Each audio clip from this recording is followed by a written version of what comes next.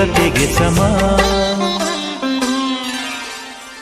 ಸುಮತಿ ಸುಮತಿ ಶ್ರೀಮತಿ, 6 ಗುಣಗಳೇ ನಿನಗಾರತಿ. ಮನಕ್ಕೆ ಕೊಡತಿ, ಮನೆಗೆ ಗರತಿ.